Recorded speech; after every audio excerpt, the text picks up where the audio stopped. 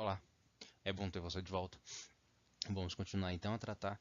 da violação de dispositivo legal ou constitucional como fundamento para o recurso de revista, identificando agora no que vem a ser exatamente essa violação. Inicialmente lembramos que estamos examinando a linha C do artigo 896 da CLT, que prevê que cabe recurso de revista quando a decisão for proferida com violação literal à disposição de lei federal ou afronta direta e literal à Constituição Federal. Nosso intuito, então, nesse vídeo é começar a examinar como se constitui e, consequentemente, como se demonstra e como se verifica essa demonstração da alegada violação como fundamento para admissão do recurso de revista. O ponto de partida, então, que adotamos é a lição do ex-ministro Vantuil Abdala, na qual ele explica. Mas quando é que a lei é violada? Em síntese, poder-se afirmar que viola a lei quando se afirma o que a lei nega. 2. Quando se nega o que a lei afirma. 3. Quando se aplica a lei à hipótese que ela não rege. 4. Quando não se aplica a lei à hipótese que ela rege. Ou seja, seriam esses elementos para a definição da violação legal, a violação de dispositivo de lei. Ou seja, quando se extrai da norma jurídica uma consequência que ela não contempla, que ela afirma quando a decisão afirma uma consequência que a lei nega,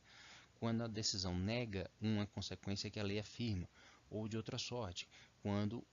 o julgamento identifica mal a hipótese de incidência de determinada norma, aplicando uma lei que não deveria se aplicar ou deixando de aplicar uma norma que deveria ser aplicável àquele caso.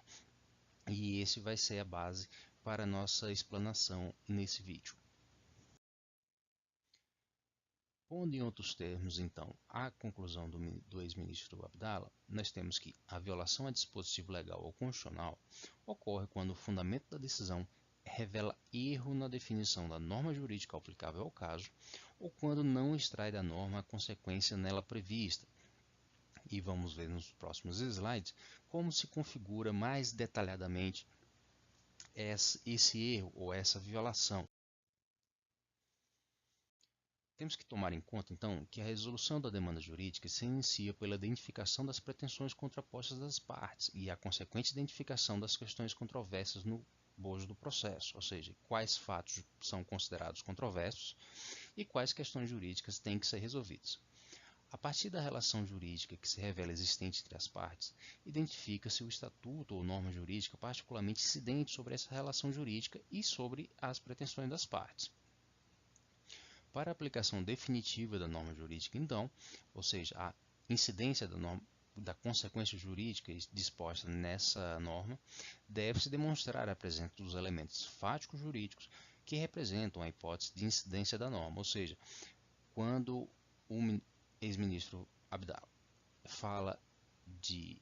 aplicar-se a lei quando ela não deveria ser aplicada, ou não se aplicar quando ela deveria ser aplicada, ele trata exatamente do erro na identificação dessa hipótese de incidência. Assim, confirmados esses elementos, ou seja, a hipótese de incidência dos elementos fatos jurídicos que correspondem à hipótese de incidência de uma determinada norma, profere-se a decisão que afirma a presença desse substrato fático jurídico pertinente a determinada norma, justifica-se a incidência dessa norma e faz incidir ao caso a consequência contemplada na norma jurídica, deferindo-se ou não a pretensão da parte a partir desse juízo, conforme corresponda ou não à consequência jurídica prevista na norma em questão, ou seja, o trabalho do julgador, a fundamentação do raciocínio jurídico contemplado tanto na decisão judicial quanto na formulação de pretensão recursal, vai se basear nesse raciocínio, que já vimos em outras oportunidades, explicando outros aspectos do recurso. Ou seja, a identificação de um determinado substrato fático que atrairia, por sua vez, a incidência de uma determinada norma e a identificação de que a consequência jurídica contemplada nessa norma jurídica não foi aplicada integralmente, ou seja, aquela norma que deveria reger o caso não foi aplicada e, consequentemente, a pretensão da parte não foi deferida ou foi deferida parcialmente apenas, e dessa forma se poderia caracterizar uma violação ao dispositivo legal, ou seja, aquela norma jurídica que deveria ser aplicada não foi aplicada integralmente, atraindo assim a configuração de sua violação e justificando, no caso, o conhecimento do recurso de revista. Então, entabulando essas circunstâncias, nós devemos identificar que na violação a dispositivo legal ou dispositivo constitucional, nós vamos examinar na decisão jurídica, no raciocínio disposto no fundamento de uma determinada decisão, como se identificou os fatos relevantes para aquela demanda, ou seja, quais fatos relevantes foram identificados como fundamentais para a solução daquela demanda, ou seja, como o julgador ou a parte qualifica a hipótese de incidência tratada naquela questão, ou seja, que fatos relevantes qualificam a sua pretensão. A violação vai se constituir, então, nos elementos subsequentes do raciocínio jurídico, ou seja, ao definir a norma a ser aplicada, o julgador aplica uma norma que não deveria ser incidente a essa norma, a essa hipótese, a esses fatos considerados na solução da demanda, ou de outra sorte, o julgador deixa de aplicar a norma que deveria ser incidente sobre esses fatos. Ou seja, aqui no caso, o fato considerado suficiente ou relevante para a solução daquela causa é a identificação de que o trabalhador era bancário, por exemplo. Nesse caso, a situação do trabalhador como bancário atrairia a aplicação de determinadas normas, que, por exemplo, regem a duração do trabalho normal desse empregado. Se aplica-se uma norma que não era excedente, ou seja, se aplica as regras de duração do trabalho pertinentes ao trabalhador comum, ou, por outro lado, não se aplicam as normas do contrato especial de trabalho do bancário, se caracterizaria então uma eventual violação a dispositivo legal. O outro aspecto que pode justificar a configuração de violação de dispositivo legal é na conclusão, quando, independentemente da norma que se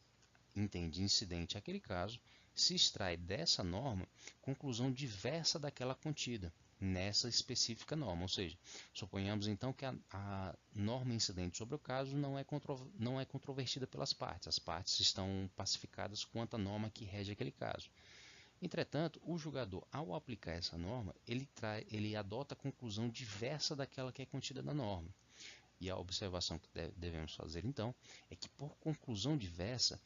pode-se entender tanto a consequência contrária ao posto na norma, quanto a incidência parcial dos efeitos da norma, ou seja, por determinada razão, o julgador simplesmente aplica uma determinada norma, mas julga o caso extraindo uma conclusão, uma consequência que é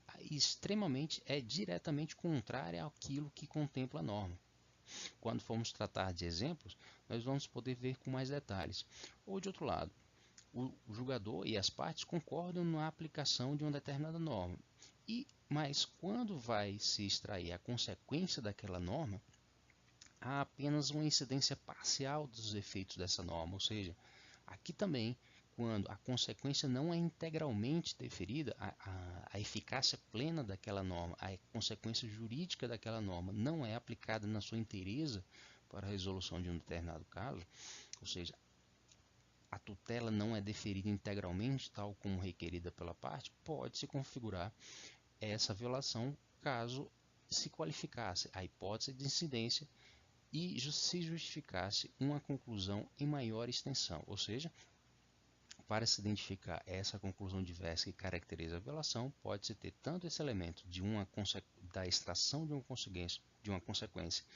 diretamente contrária ao que está previsto na norma, quanto se fazer aplicar apenas parcialmente os efeitos daquela norma. Um caso mais patente seria a reparação de danos, quando, por exemplo, a reparação de danos se dá de forma apenas parcial ou não na extensão que está prevista na lei. A importância, então, de verificar esses elementos da caracterização da violação de dispositivo legal é que, quando a parte for formular o seu recurso ou o servidor for examinar o recurso da parte, há necessidade de se identificar toda essa estrutura, ou seja, a identificação dos fatos relevantes para aquela demanda, que no caso do recurso e revistas serão adotados tais quais referidos no acórdão regional, a indicação da contrariedade da parte com relação à aplicação de uma norma que não deveria ser incidente ou a não aplicação de uma norma que deveria ser incidente naquele caso, ou ainda para a caracterização no recurso da violação, deveria se demonstrar de que a conclusão que foi extraída de uma determinada norma na decisão do regional não corresponde integralmente àquilo que está contido na norma que foi aplicada. E assim vimos mais esse elemento da violação de dispositivo legal e constitucional como fundamento para o recurso de revista. Em vídeos subsequentes, nós vamos ver alguns exemplos que vão ajudar a esclarecer mais detalhadamente essa violação e, especialmente, a sua forma de apresentação como fundamento do recurso de revista. Eu agradeço a atenção e nos vemos no próximo vídeo. Até mais!